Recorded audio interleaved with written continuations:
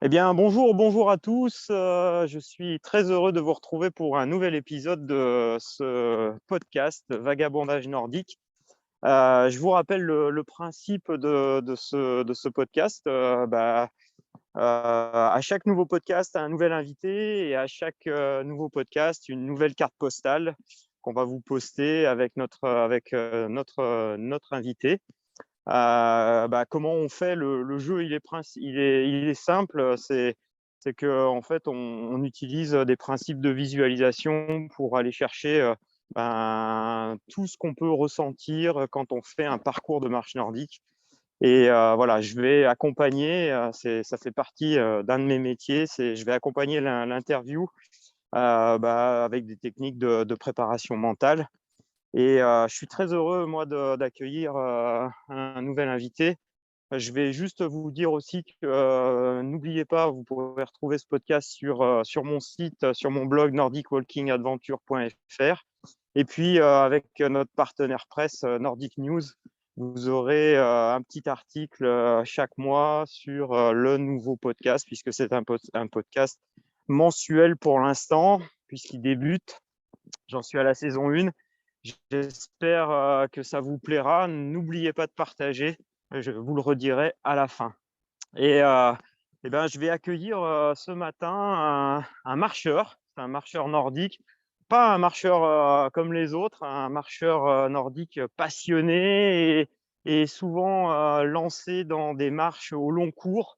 On n'est pas dans, je dirais, dans l'ultra, mais quand même, ça va bien au-delà du 10 km. Et c'est souvent sur plusieurs jours. Je vais laisser la parole à Frédéric Lefebvre. Bonjour Frédéric. Bonjour David, tu vas bien? Super bien Frédéric. Je suis très très content de t'accueillir pour plein de raisons parce que je pense qu'on partage cet amour de la marche nordique au long cours et sur Oui, plusieurs jours. oui, Et on a eu quelques échanges réguliers au absolument. travers de tes aventures. Et j'aimerais bien que tu te présentes et que tu puisses un peu nous décrire ta vision, toi, de la marche nordique aujourd'hui. Ok. Alors, je m'appelle Frédéric Lefebvre, je suis du Nord. J'habite un petit village qui s'appelle Billy-Berclos. Alors, pour vous situer, c'est juste à côté de Lens, c'est pas très loin de Lille. J'ai 52 ans, je suis marié, j'ai 2 enfants, je suis ingénieur de formation et je suis tombé dans la marche nordique en 2014. J'ai eu un accident, un grave accident de moto il y a quelques années et je ne pouvais plus faire de sport. Donc, il a fallu que je me réconcilie avec le sport parce que j'avais pris un peu de poids et puis je m'étais un peu sédentarisé. Et lorsque j'en ai parlé avec mon médecin m'a dit, écoute, tu devrais essayer la marche nordique puisque tu as la jambe gauche qui est quand même relativement abîmée. Et lorsqu'il m'a dit la marche nordique, je ne l'ai pas forcément bien pris parce que pour moi, il y avait cette connotation que l'on connaît tous, la marche nordique avec les bâtons. Pour moi, c'était réservé aux seniors. Il m'a dit, tu devrais essayer parce que tu as un attrait pour la nature, la marche nordique, ça fait travailler 85% de la masse musculaire, et patati et patata. Je m'y suis intéressé et je suis tombé dedans. C'est aussi simple que cela. Voilà. Et aujourd'hui, comment tu pratiques? C'est quoi aujourd'hui tes pratiques autour de cette activité que tu as épousée en 2014? Alors, j'ai d'abord commencé comme tout le monde à marcher et à adapter les principes et les préceptes de la marche nordique. Je ne voulais pas faire tout et n'importe quoi, n'importe comment. Donc, j'ai d'abord travaillé sur la gestuelle et la technique, parce que ça fait partie des fondamentaux. Et à Mmh. partir du moment où j'ai commencé à maîtriser la gestuelle et la technique, comme tout à chacun, j'ai essayé de faire 10 kilomètres. Alors, Ouais. tout le monde ne fait pas 10 kilomètres comme ça. Je peux vous garantir que mes premiers 10 kilomètres, j'ai un peu souffert. Et puis ensuite, mon corps s'est habitué. J'ai pas voulu faire ça dans la souffrance et la douleur, donc j'y suis allé step by step. Et puis la première fois où j'ai passé les 10 kilomètres sans être trop fatigué, alors là, je peux vous garantir que ça a été une satisfaction totale. Et je me suis dit, si je peux faire 10, je peux peut-être faire 10 en un minimum de temps. Et puis ensuite, je peux peut-être faire plus. Puis ensuite, je peux peut-être faire mieux. Et ensuite, je peux peut-être faire plus et mieux. Et progressivement, je me suis entraîné, je me suis formé, je me suis entouré de personnes qui étaient passionnées et en l'occurrence passionnantes, comme toi, David, puisque quand on échange, parfois on échange très longtemps sur un point précis de technique. Et là, j'ai commencé à me former et à interroger mes pairs. J'ai été formé par Aria Yalkanen-Meyer, mais j'ai aussi eu Hmm. des contacts avec Gérard Barnabé, et j'en oublie d'autres, pardon pour ce que j'oublie. Et Hmm. puis, j'ai commencé à repousser mes limites. La question s'est vite posée. Est-ce que je pars sur de la compétition? C'était pas mon trip. Je respecte ceux qui en font, bien sûr, parce que j'aime beaucoup regarder un départ de championnat de France, et je suis de tout cœur avec ceux qui sont allés au championnat du monde, et j'applaudis des deux mains, bien sûr. Mais moi, je ne m'inscris pas là-dedans. Moi, je m'inscris dans la compétition avec moi-même, repousser mes limites. Jusqu'où je suis capable d'aller, je peux emmener mon corps sans le malmener, et tout en restant lucide sur la technique et sur ce que je suis capable de faire. Voilà un peu. Alors, je m'entraîne. Je suis quelqu'un de passionné, donc j'ai vite fédéré des gens autour de moi qui me disent: est-ce que je peux venir marcher avec toi? Et de là, j'ai passé un BF1 puis un BF2, et puis j'ai créé un club. Et puis aujourd'hui, on est une centaine d'individus que j'encadre. J'ai formé et envoyé en formation des personnels pour obtenir leur BF1 et leur BF2.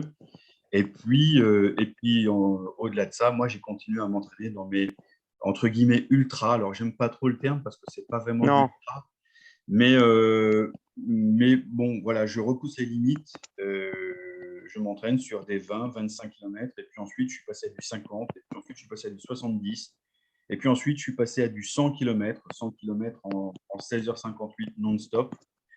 Et puis ensuite, j'ai fait connaissance avec le désert, avec le semi-marathon des sables. Là, pour le coup, on peut parler d'ultra, en autosuffisance alimentaire totale sur 3 jours. Et puis là, ici, je me prépare pour une virée dans le désert du Wadi Rum, en Jordanie, où ce sera 3 étapes, une de 25 avec un fort dénivelé positif, une de 50 avec un peu moins de dénivelé, mais 50 km quand même dans le désert, et puis la dernière où il y aura 25 km aussi, et voilà. Et puis, le point d'orgue, pour refermer la parenthèse, en 2020, pardon, je dis bien, non, en 2021, pardon, Oui. je suis parti de Calais pour rejoindre normalement Rome à pied, mais les circonstances ont fait que, d'une part, j'ai perdu un ami proche, et d'autre part, j'ai retrouvé un emploi, donc il a fallu que je stoppe au milieu de mon périple l'aventure, et pour un retour en catastrophe à la maison. Et là, en aparté, merci David, parce qu'il a été là pour, à un moment où ça allait pas bien, parce que quand vous vous préparez pendant 9 mois et qu'au bout de 1000 km, on vous dit: il faut que tu retournes chez toi parce qu'il y a des impératifs, c'est pas facile à gérer mentalement. Ouais. Et David m'a aidé à passer ce cap. Je me souviens d'une soirée dans une chambre d'hôtel où on a eu une discussion, et ça a été un élément où il m'a dit: attends, tu t'es pas planté, c'est pas un échec, c'est juste que ton activité s'est stoppée, tu la reprendras plus tard. Et ces quelques mots, juste ces quelques mots, et ça a fait comme un éclair dans le brouillard, et parfois, juste quelques mots, ça peut changer le cours des choses. Et c'est ce qui m'est arrivé, moi, quand je suis tombé dans la marche nordique, mon tout qui me dit: tu devrais essayer cette activité. Voilà. Ah, super. Écoute, et je te propose qu'on essaye de faire quelque chose que j'ai pas encore fait jusque-là. Alors, je sais que c'est un long parcours quand même que tu as fait en 2021. Oui. Je te propose qu'on aille revisiter ce parcours. Est-ce que tu es OK avec ça pour qu'on essaye de voir et qu'on ouvre cette carte postale sur ce grand parcours que tu as fait, même si tu n'es pas allé au bout, au moins de voir tout ce cheminement et de revisiter un petit peu ce cheminement à travers tes souvenirs, à travers ta bibliothèque mentale. Est-ce que ça peut t'intéresser? Est-ce que c'est OK pour toi d'envoyer cette carte postale au long cours à nos auditeurs? Eh bien là, tu vois, je suis sur la plage de Calais au départ et Ouais. j'ai ma remorque. J'ai la mer du Nord à ma droite. Je longe la plage, ma fille et ma femme m'accompagnent et me disent au revoir. Je leur tourne le dos et je suis parti sur Rome. Il fait beau, le ciel est bleu, il fait déjà très chaud, il est 8 heures du matin. Je viens de me faire 1 heure de voiture pour que ma femme et ma fille me déposent au point de départ. J'ai ma crédentielle, mon petit passeport de pèlerin, sur lequel je vais faire tamponner tous les soirs à un endroit où j'arriverai pour dormir, un tampon pour valider l'étape. Alors, je suis parti, il y a plusieurs points. La première étape a été douloureuse parce que la première étape faisait 42 kilomètres quasiment, un marathon. Et le Mmh. soir, je dors dans une tente. Autant vous dire que vous avez chaud, vous avez un marathon dans les jambes et vous avez une tente qui n'est pas très confortable, donc il y a un sommeil récupérateur, qui ne sera pas, du moins, forcément très récupérateur. Et puis, je continue à cheminer et j'arrive quelques nuits plus tard dans un endroit magique qui est à Wisk, à côté de Saint-Omer, et je suis accueilli par sœur Lucie, un phénomène de 81 ans qui m'accueille les bras ouverts et qui m'a préparé une chambre extraordinaire pour que je puisse me reposer, avec un repas dans une salle juste fantastique, une salle qui existe depuis plus de 200 ans dans l'abbaye. Je suis tout seul dans une grande table, sur une grande table, et on partage un repas extraordinaire avec sœur Lucie qui, le lendemain matin, me préparera un petit déjeuner exceptionnel. Et puis, je vais continuer mon cheminement. J'arrive sur Saint-Quentin, et très belle ville. Je passe à proximité de la cathédrale. Je continue à descendre et j'arrive dans un camping. Je plante ma tente et là, j'ai déjà à peu près 250 kilomètres dans les jambes. Je suis en pleine forme, tout va bien. Je viens de parcourir à peu près 35 à 37 kilomètres. J'ai fait un petit détour de quelques kilomètres parce qu'une personne m'a dit: «Vous devriez passer là-bas, vous allez voir, le point de vue est superbe». Alors, c'est pas sur le trajet, et quand vous avez déjà fait pas mal de kilomètres, faire un détour de 3 ou 4 de plus dans la journée, ça peut coûter cher et ça peut vous coûter même très cher, une blessure ou autre. Mais j'y vais parce que la personne est convaincue que je vais être séduit par ce que je vais voir, et effectivement, j'arrive sur un superbe panorama, mais je ne pense qu'à une chose, c'est me reposer parce que depuis mon départ, il fait 30 degrés et j'ai chaud, et c'est compliqué l'après-midi de marcher. Alors j'essaye d'en faire le maximum le matin. Je plante ma tente et par chance, dans le camping, il y a une piscine où je trempe mes pieds et ça fait super du bien. Je tourne la tête et là, je vois un ami qui est venu me rejoindre pour me soutenir quelques heures.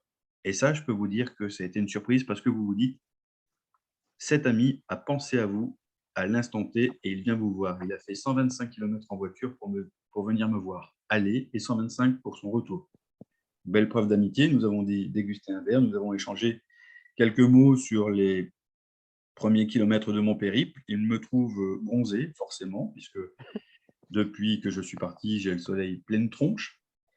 Euh, Ma remorque ne pèse pas trop lourd, elle fait 23 kilos. Oui, j'ai oublié de vous dire, je tracte une remorque. J'ai pas pris l'option d'avoir le sac à dos, j'avais pas envie de dénaturer mon mouvement de marche nordique.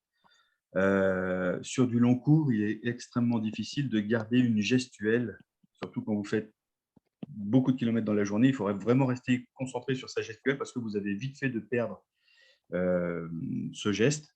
Donc, il faut rester concentré. Et pour moi, la remorque s'est vite imposée. Elle s'est vite imposée parce que vous y mettez votre tente, vos gamelles, vous y mettez votre petit siège pliant pour pouvoir vous reposer, parce que quand l'herbe est mouillée, c'est pas très agréable pour déjeuner. Mais voilà, vous y avez toute votre petite vie pour cheminer. Tu es parti avec une amie alors finalement? Oui, oui, oui, oui, oui, une amie à deux roues, et parfois même on se surprend à lui parler. Tu vois, quand tu es D'accord. au milieu de nulle part, tu souhaites partager des choses avec des gens, il n'y a personne. Tu lui dis, bah, tu vois, on est deux là. Et, Ouais, et la remorque se rappelle à vous dès qu'il y a un petit dénivelé, parce que lorsque vous l'êtes tracté sur du plat, vous ne la sentez quasiment pas. C'est ouais. lorsque ça monte que vous vous dites, ah, ma copine fait 23 kilos quand même. Donc voilà. Et puis, j'arrive dans la forêt de Saint-Gobain que je traverse, des moments magiques parce que là, vous êtes vraiment dans une forêt avec des arbres extraordinaires. Et là, vous prenez le temps de vous poser. Vous savez que vous avez une étape encore de 45 kilomètres là. Mais là, vous vous posez parce que vous vous dites, ici, déjà d'une, je suis en forêt, donc je suis au frais. Ça, c'est le premier point. Et second point, il faut juste parfois ouvrir les yeux et regarder vers la cime des arbres. Et là, vous vous dites, waouh, je suis tout petit, paumé au milieu de cette forêt. Enfin, pas tout à fait paumé parce que j'ai mon GPS et j'ai mon tracé, mais et là, vous prenez le temps, juste le temps de dégrafer votre remorque, de vous asseoir au pied d'un arbre et juste de regarder 2 minutes, 3 minutes. Et vous prenez une bouffée d'énergie et là, vous êtes reparti. Mais je peux vous garantir que j'aurais peut-être pas refait 42 kilomètres supplémentaires, mais les 10 derniers ont été extrêmement aisés à marcher. Tu suis une ligne particulière? Tu as tracé un parcours particulier? Comment tu as…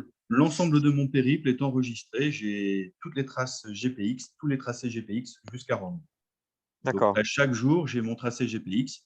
Donc, je les ai numérotés de 1 à voilà. Et puis, le jour 1, bah, je mets le tracé numéro 1, le jour 2, tracé numéro 2. Et parfois, le jour 3, je mets tracé numéro 3 plus tracé numéro 4 parce que je peux faire 2 tracés dans la journée en suivant le niveau de forme que j'ai, en suivant mon alimentation et mon hydratation. Je me dis, OK, aujourd'hui, je peux faire ça parce que je suis en forme.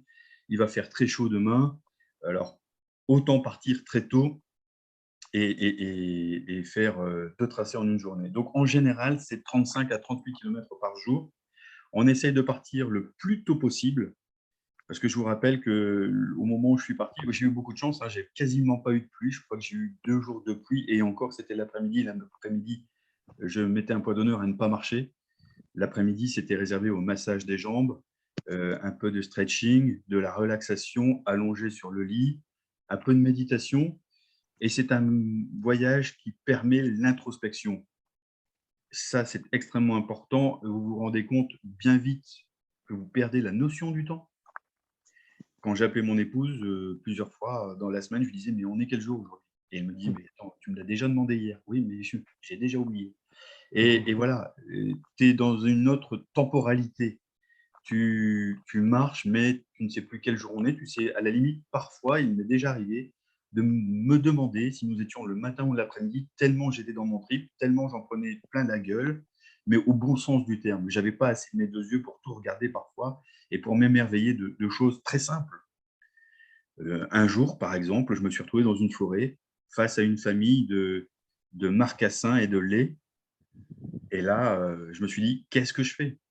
Peut-être que je vais me faire charger ou pas». Et puis, je ne sais pas lequel des 2 avait le plus peur, si c'était, les sangliers ou si c'était moi. Et puis finalement, ils sont partis en courant et j'en ai profité moi aussi pour faire la même chose, mais dans l'autre sens. Mais ce sont des moments de magie. Moi, j'avais, très honnêtement, de près, j'avais jamais vu de sanglier. Et j'ai pas eu le temps d'allumer ma GoPro, mais parce que j'avais la trouille. Mais ça, c'était des instants magiques. En sortant de la ville de Lens, je suis dans la nature, j'entends quelque chose dans un fossé, je me retourne et 3 mètres devant moi, j'ai le chevreuil qui me grille la priorité à droite. Il me fait peur, mais en même temps, c'est arrivé à qui? À personne. Moi, j'ai vu un chevreuil à moins de 3 mètres de moi. Là aussi, on ne sait pas lequel des 2 était le plus, heu effrayé, mais c'était un moment magique, extraordinaire. L'odeur d'une forêt quand vous rentrez dans cette forêt à la fraîche à 5 heures du matin, les bruyères, les petites brumes, enfin voilà quoi. Vous voyez, rien que d'en parler, vous allez avoir du mal à m'arrêter, je vous garantis. Parce que là, je Et, suis vraiment dans mon voyage là. Voilà. et, et, justement, pour rajouter je dirais des éléments, est-ce que tu pourrais nous décrire un petit peu les bruits, les sons que tu as retenus? Quels sont les voilà, qu'est-ce que tu entends, de ce périple au long cours quand tu fais appel un peu à ta bibliothèque, intérieure? La première chose, c'est le réveil. Je vous rappelle, on est l'été, donc il fait clair, le jour se lève, il est à peu près 5 heures, et juste avant que le jour ne se lève, il y a le chant des oiseaux. Et là, je sais que le jour se lève et qu'il va être temps pour moi de plier le camp. Donc, le premier son que j'entends, c'est celui des oiseaux. C'est ton réveil matin? Ça, c'est le réveil matin. Et je peux vous garantir qu'au début, on n'y prête pas attention, mais quand vous êtes dans la pampa au milieu de nulle part, ça, c'est le signal du début de la journée. Ça se réveille, ça s'agite. Quelques minutes plus tard, le soleil se lève, il fait clair, je plie la tente, je plie le camp, je prends mon petit déjeuner et il est 5h30, je pars. Ça, c'est l'un des premiers sons que l'on entend dans la journée. Mmh. Ensuite, c'est le son des animaux quand tu passes qui sont dans les buissons, les petits Ouais, mulots ou les écureuils dans les arbres. Et ça, tu les entends, tu les vois pas forcément. Et puis parfois, tu les vois et alors là, c'est magique. ouais, Et voilà, ça, ce sont des sons bien spécifiques. Euh, Après, c'est surtout le visuel. Chaque, ouais. euh, chaque, euh, chaque segment que j'ai pu faire a été différent, a été nourri de choses différentes. Un jour, j'étais dans la nature, au milieu des champs. Et puis le lendemain, c'était plutôt au milieu des forêts. Puis un autre jour, c'était au milieu des vignes. Et puis une autre fois, je rencontre un individu suspect. Je suis à la sortie de Reims, de Cormontreuil. Je viens de passer une nuit chez des Anglais, chez des professeurs d'anglais à la retraite qui m'ont accueilli gentiment le soir. Donc, j'ai pu improve my English language Yes. every evening. C'était super sympa. On a passé une soirée extraordinaire. Puis le matin, je suis parti. Donc, je longe un canal qui s'appelle la Coulée Verte. Et c'est une voie qui est réservée aux piétons, aux cyclistes, aux randonneurs. Voilà. Et tous les 5 kilomètres, tu as une fontaine pour pouvoir t'abreuver et te rafraîchir. Et au loin, je vois un monsieur qui retire je sais pas, des chaises pliantes, des parasols de son petit bateau en bois. Donc, il a un bateau en bois sur un canal. Et donc, je m'arrête et je le regarde et je l'interpelle en lui disant, mais vous faites quoi? Vous êtes un antiquaire? Il me fait, non, non, non, non. Il fait, moi, j'installe mon salon de thé éphémère. Ah ouais? Et lui me dit, mais toi, tu fais quoi avec ta remorque? Alors moi, je lui réponds, je vais à Rome. Non, mais il fait, sérieusement, tu fais quoi avec ta remorque? Ben, je vais à Rome. Et là, il m'offre un thé et il me dit, ben, viens, je t'offre un thé ou un café. Enfin, je t'offre ce que tu veux, mais on va échanger, puis voilà. Et ça, c'est une photographie qui me reste marquée. Et ce monsieur s'appelle Nicolas. Et j'irai certainement le revoir parce que c'était un monsieur qui avait eu un accident de la vie, comme on peut en avoir tout à chacun. Et puis, il a donné un autre sens. Il dit, moi, là, je suis sur mon canal avec mon petit bateau en bois, et puis je vais en monter 2 euros. C'est pas une question de prix, c'est plus une question de rencontre. Voilà. Et ça a été magique. Une autre anecdote aussi, je suis le long d'un chemin, et il y a un monsieur sur un banc qui me dit «Salut Fred». Et je me retourne, je fais «Ben ouais, salut, ça va bien?» Il fait «Ouais, je t'attendais». «Ah cool». Il me fait «Tu fais bien la Via Francigena et comme la Via Francigena passe ici, ben, je t'attendais si tu veux». Donc il avait préparé, un siège, il avait préparé du jus de fruits et il m'attendait pour une collation sur le bord de la route. Merci Alain, il s'appelle Alain. Et puis il y en a un autre, que je prénomme Baudouin, qui a un blog aussi, qui est un randonneur, qui m'a attendu lors d'une étape. Je me suis arrêté dans un petit village qui a la particularité d'avoir le plus long nom du village français. Alors, ne me demandez pas de vous le redire, mais monsieur le maire m'attendait pour tamponner en mairie ma crédentiale. Super. Donc, ce sont tout un tas d'anecdotes comme ça où je me suis arrêté aussi dans la ville de Langres où une dame sortait sa vitrine de glace devant sa boulangerie et évidemment, après une grosse journée de marche, ben je bavais un peu devant le truc de glace et elle me regarde, elle me dit: «Mais vous allez où, monsieur, avec votre remorque?» Ben, je pars à Rome, donc je dors ce soir ici Et cette dame m'a offert une glace. Elle a sorti une table et 2 chaises et nous avons discuté 20 minutes et elle m'a offert ma glace. Une bonne glace au chocolat qui m'a fait du bien d'ailleurs. Voilà, voilà des anecdotes, des tranches de vie. Mmh. Je moi, je vois tout à fait ce parcours-là se dessiner, ces bruits, ces rencontres, ces échanges. J'aimerais bien que tu ailles sur un autre chapitre et qui est je sais que de par ta sensibilité et tout ton engagement dans la marche nordique, à laquelle tu es sensible, hem, j'aimerais que tu nous racontes, hem, tes sensations corporelles sur ces longues marches. Parce que je pense qu'il y a quelque chose, enfin, en tout cas, à pointer du doigt quand on marche comme ça longuement en répétant ce balancement des bras, cette Mmh. ouverture, des jambes, ce roulis qu'on a en fait en marche nordique et qui, permet, des sensations corporelles et je sais que tu les as bien ressenties et bien vécues et j'aimerais bien t'entendre sur ça. Alors le 1er ressenti sur les premiers kilomètres, lorsque vous n'avez pas l'habitude de faire de longues distances ou en tout cas de les répéter, au quotidien et ce, lorsqu'on part, moi en tout cas sur ma vision des choses, je partais pour 80 jours, quelque chose dans ce Oui, goût-là.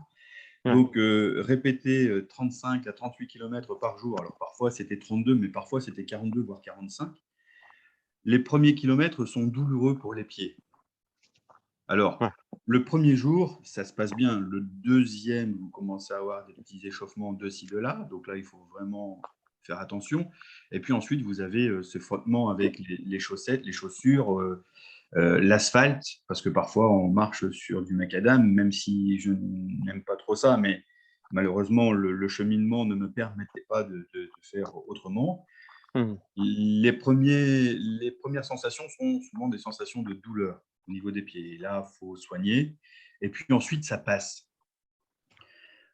Ensuite, on est mentalement, c'est-à-dire qu'au bout de 2 ou 3 jours, vous êtes, vous êtes vraiment dans votre activité, vous êtes vraiment dans votre cheminement.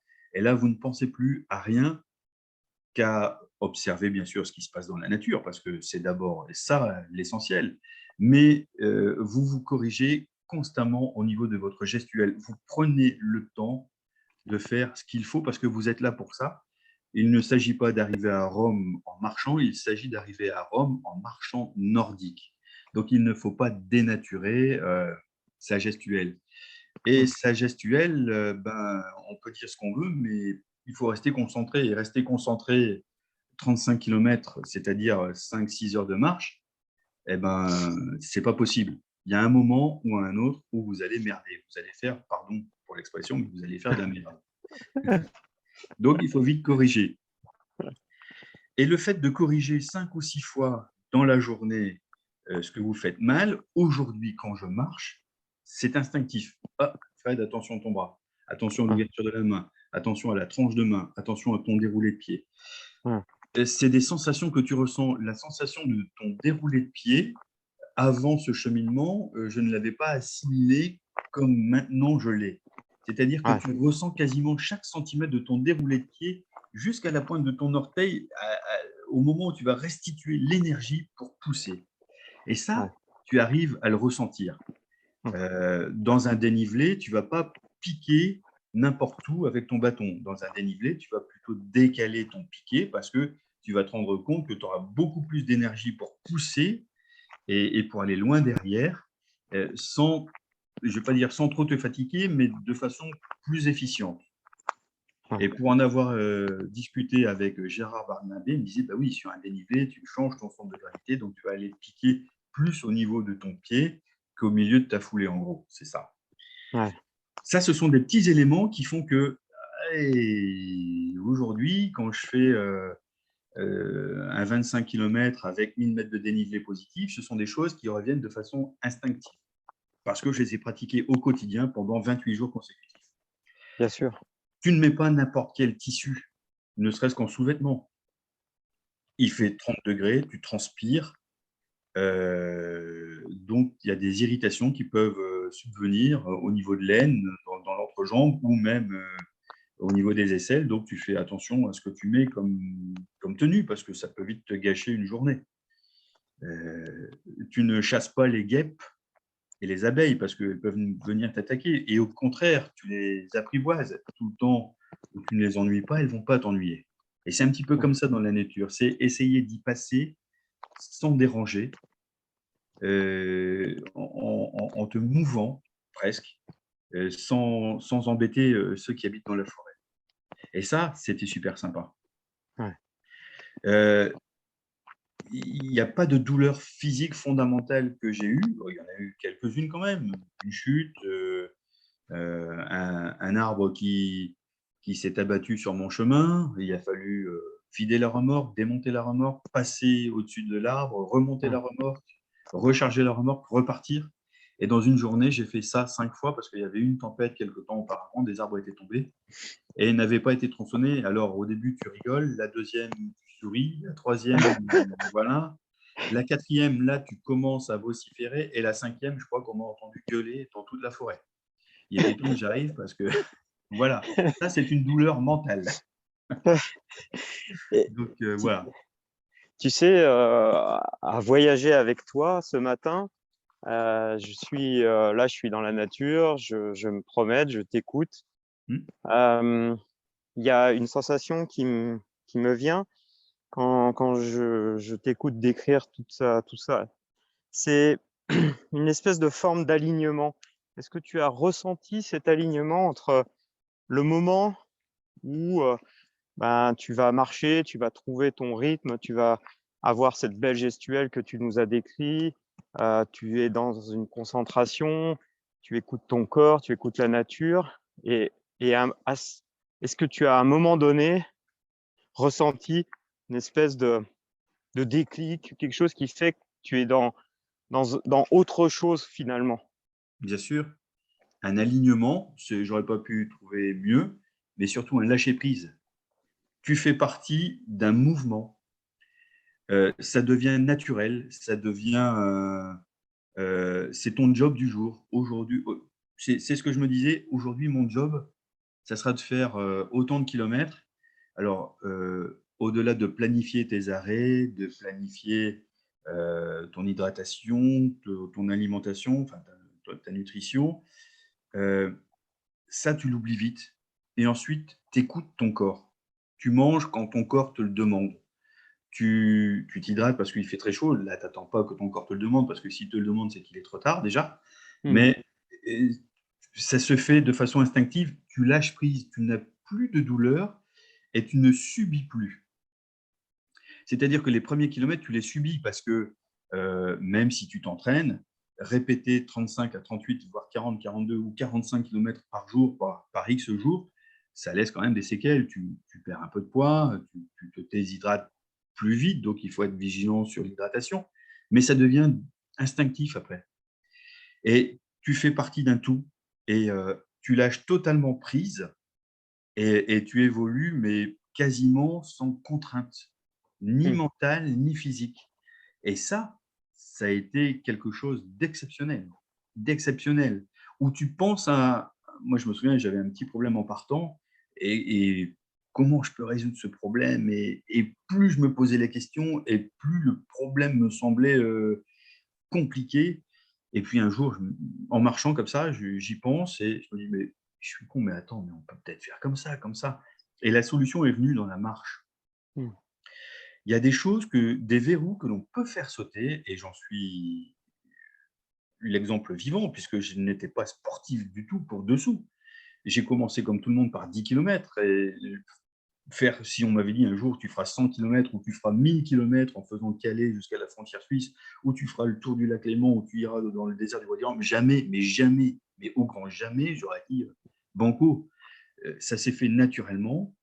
Tu repousses tes limites, parfois dans la douleur au début, parce que voilà, mais plus tu les repousses, moins c'est douloureux et plus tu te découvres, Mmh. plus tu te surprends et plus tu te connais. Et aujourd'hui, j'ai une certaine maîtrise, je sais ce que je veux, mais je sais surtout que je ne veux plus. Et ça a été pour moi l'essentiel, Bien sûr. extrêmement important. Ça, c'est une leçon importante. C'est ce relâchement qu'on arrive à obtenir quand on a justement cette fluidité dans le mouvement. Et là, on dépasse certaines limites et C'est ça. c'est tout à fait intéressant. Si tu fais appel un petit peu à tes sens, qu'est-ce que tu vas retenir comme senteur au travers ce long parcours que tu nous as ouvert, cette plus grande carte postale en panoramique que tu es en train de nous offrir ce matin? Qu'est-ce que tu, qu'est-ce que tu garderais Alors, en senteur le matin? Je sais que tu as, alors voilà. moi, le matin, ça m'a renvoyé lorsque j'étais enfant, quand j'avais la chance d'avoir des bois pas très loin de chez moi, avec des étangs de pêche, et parfois j'allais à la pêche.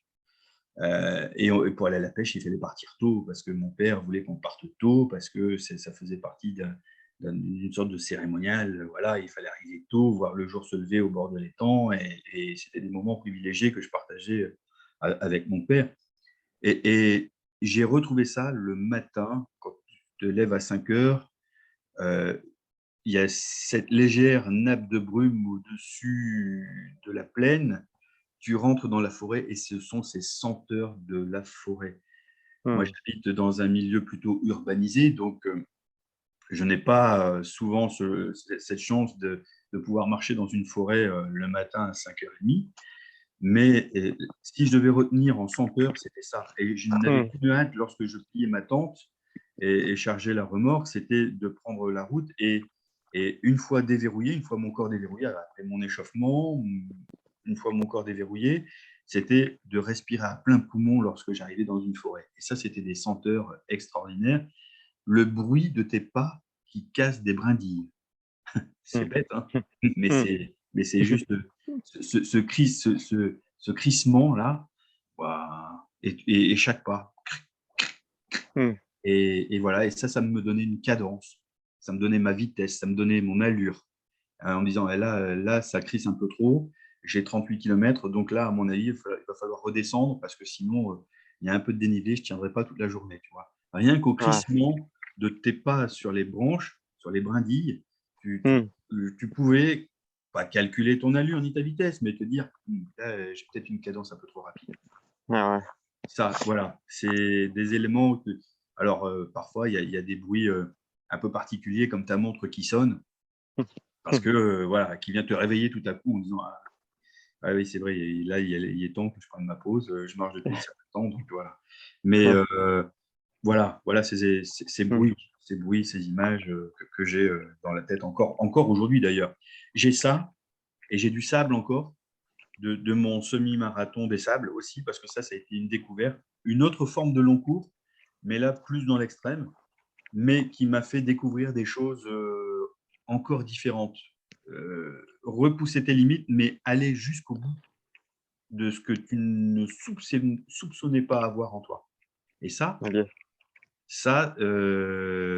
c'est un grand travail sur soi. C'est un gros travail sur soi.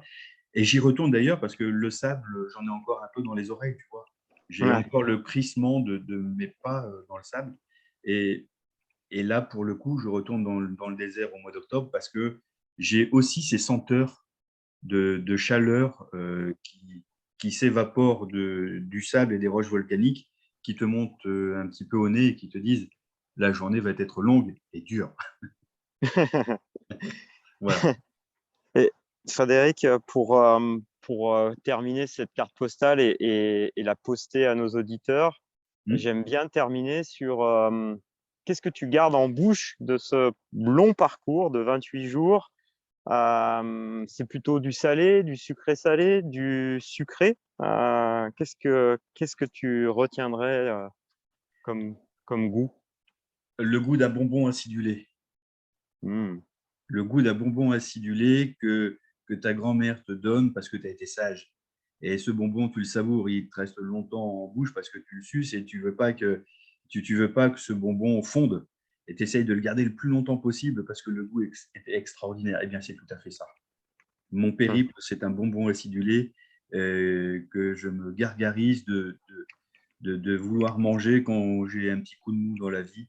Je me replonge dans mes photos, dans mon activité ou dans mes activités de marche nordique, notamment mon long cours, parce que ça reste pour moi un cheminement qui m'a marqué mentalement, physiquement aussi un peu, mais Mhm. pour lequel je garde des saveurs très particulières de découverte de personnes singulières et de paysages et panoramas magnifiques. Voilà. Donc, le goût, un bonbon insidieux. Alors, on va poster cette carte postale. Est-ce que tu veux rajouter quelque chose voilà, pour finaliser cet envoi? Si moi, je suis capable de le faire, alors vous êtes capable de le faire. Ne vous mettez pas de barrière, faites sauter les verrous les uns après les autres, pas tous en même temps, mais allez-y, ne vous posez pas de questions. Les rêves ne s'exaucent que si on y travaille. Voilà ce que j'ai à vous dire. Eh bien, écoute, je crois qu'on va donc poster maintenant cette carte postale. Je vous rappelle que vous pourrez donc la retrouver sur vos différents supports. N'hésitez pas à la partager, à l'aimer, à laisser vos commentaires parce que c'est aussi au travers de vos commentaires, c'est comme ça qu'on va se rencontrer et aussi faire évoluer ce podcast qui, j'espère, va durer tout au long du parcours. Et je vous aussi, vous pourrez retrouver les contacts de Fred pour pouvoir échanger sur son expérience si vous avez envie de, comme il vous l'a proposé, d'aller aller réaliser votre rêve. Vous pouvez vous appuyer sur sa grande expérience. En t'écoutant, Fred, j'espère que on aura l'occasion de refaire une autre carte postale, peut-être après ton périple en Jordanie. Peut-être que ça pourrait être intéressant que de Avec grand poster plaisir. si tu en as envie. Avec grand plaisir, parce que la Jordanie, j'y vais pas pour faire une course ni une compétition, même si c'est une course et une compétition, mais j'y vais pas pour ça. J'y vais vraiment pour marcher nordique, pour repousser mes limites, mais associer aussi euh, l'aspect touriste, parce que c'est un très beau pays, parce que le désert du Wadi Rum, à mon avis, c'est quelque chose de bien. Le temple de Petra, j'en prendrai plein les yeux. Donc j'y vais pour ça, j'y vais avec mon épouse m'accompagne. Et puis, ça, c'est le projet de fin d'année, donc un gros morceau, le dernier pour l'année 2022. Et je vous réserve quelques surprises pour 2023, puisque je pense que 2023, je vais passer du désert du Wadi Rum aux plaines enneigées et froides de l'Islande, avec un 100 km, je pense, en 3 jours en Islande pour 2023. D'accord. Voilà, vous Donc, en avez la primeur. Donc, on aura des nouvelles de toi et des nouvelles cartes postales. J'espère que tu seras un fidèle auditeur aussi de ce podcast Vagabondage nordique, Je suis fan déjà. qui, voilà, je vous répète, pour l'instant, il sort tous les mois. Et puis, on verra après si on augmente un peu les rendez-vous selon vous. Je ferai les choses à votre rythme et comme vous en avez envie. Voilà, écoutez, je te remercie grandement pour cette très belle carte postale en panoramique, là, très au long cours. Merci pour ce temps passé sur Vagabondage nordique, Fred. Et puis, je te donne rendez-vous à bientôt, j'espère. Et Oui, puis, on aura l'occasion peut-être de se reparler à travers ce podcast. avec grand plaisir en Euh, tout cas. eh ben, je vous donne rendez-vous pour un nouvel épisode bientôt, donc Vagabondage nordique. N'hésitez pas. Et puis avec notre partenaire presse, retrouvez donc sur le site Pratique Marche Nordique toutes les coordonnées des différentes personnes que j'interviewe et que j'accueille dans ce podcast. Les traces GPX. Alors là, pour l'interview, pour ce podcast avec Fred, on n'aura pas de traces GPX, mais vous aurez les coordonnées et vous pourrez le contacter pour échanger avec lui justement comment on peut préparer un tel voyage Avec grand en plaisir. marche nordique, hein, et comme ça, tu N'hésitez pourras pas. prodiguer tes conseils. Merci Avec grand plaisir. beaucoup, Merci à à très toi. bientôt et marchez bien. À bientôt, au revoir. Au revoir.